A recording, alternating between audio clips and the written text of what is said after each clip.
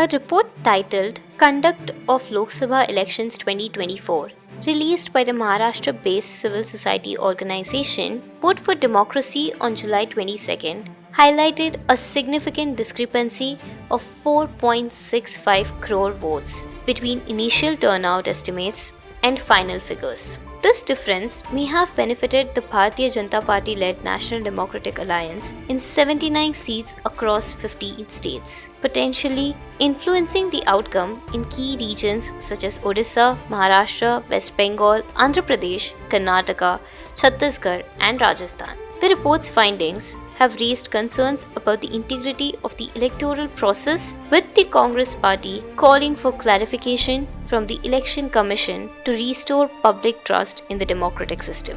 On the other hand, a separate study by the Association for Democratic Reforms also noted discrepancies in nearly 5.5 lakh votes between votes cast and counted in 362 parliamentary constituencies, suggesting issues with electronic voting machines and vote tallying. Given these revelations, concerns about electoral integrity have come to the forefront, leading to widespread calls for a thorough investigation and reforms to ensure transparency and accuracy in the voting process. Today we have with us Mansoor Ali Khan, an educationist and AICC secretary. He also contested for Lok Sabha elections from Bengaluru Central from the Indian National Congress Party. We will discuss the implications of these reports, the potential impact on public confidence in the electoral process, and much more.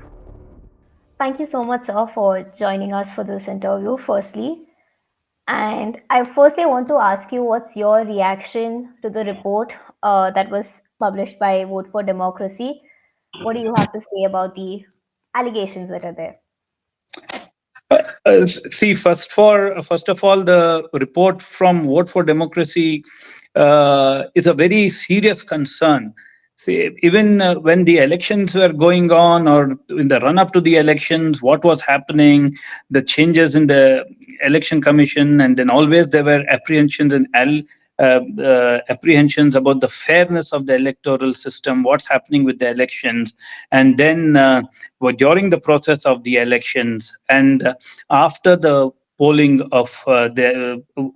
and the votes, when the vote counts didn't come on time, and time and again there were question marks raised on the transparency and the electoral process. And for a country like India, where democracy is the fundamental of the country, any aspirations or doubts on the electoral system and the election commission and the electoral process is an extremely serious matter.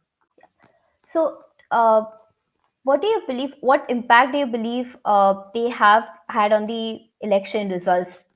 Legitimacy, of course, because citizens are also questioning, and like you mentioned, during the election also, like there were a lot of cases, in at least in UP, where Muslim voters were not allowed to vote. There were a lot of other instances that we saw throughout the elections. How do you see that? What would be the impact on the citizens now regarding the legitimacy of the elections? See, first and foremost, as you see the first phase or the second phase, when usually what used to happen in the previous elections, the same day the numbers used to come out, or latest by next morning the numbers used to come out. How much were the old votes and what's happening? But this time it didn't happen. In the first phase it took nearly a week, second phase another 4-5 days, and suddenly extra votes were added. They said that the adjustment for nearly 4 crores 22 lakhs, if I'm right, the votes were added, and that started making, see, as an election commission, what is most important for the citizen is that it should be beyond doubt. When you have such a election we are the most populous and the biggest democracy, and this election is happening because already the way the previous events which had happened with the election commission coming into the election, there were already some apprehensions, and when the absolute numbers didn't come out, that gave rise to more apprehensions about the electoral system. And even in the report, it is pointed out that these numbers were added, the election commission adjusted these numbers. And yes, there are a lot of issues where people who were genuine voters could not go and vote. Their names were missing, and there are many instances where they are voter verification has not happened properly. They are double voters. People are voting in they have votes in two different cities or two different states, and there has been a lot of apprehension that they have, because there have been instances of malpractices, and it is the duty of the election commission to assure the citizen that these things have not happened. But today, at least I have a huge apprehension that the election commission has been able to satisfactorily answer all the questions which have come up in this Lok Sabha elections. See, because election commission is one institution which is beyond party or politics. It is a totally an independent body. And if the faith and trust goes away from the Election Commission of India, there is actually the whole idea of democracy comes into a big danger zone. Bengaluru Central constituency, the report has found out that there was a discrepancy in the votes.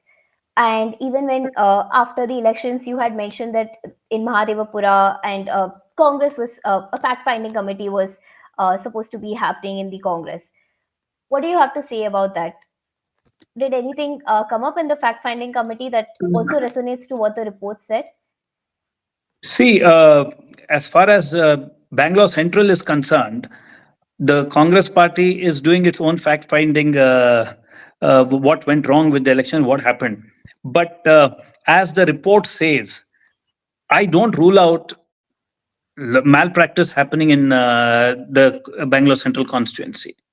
Okay, and there have been, in fact, there have been citizens who have complained, and in fact, there have been about sudden rise in the number of voters, and the way the enrollments have happened, and there have been very credible NGOs from Mahadevpura region which have complained to the election commission, and there have been media reports about the Mahadevpura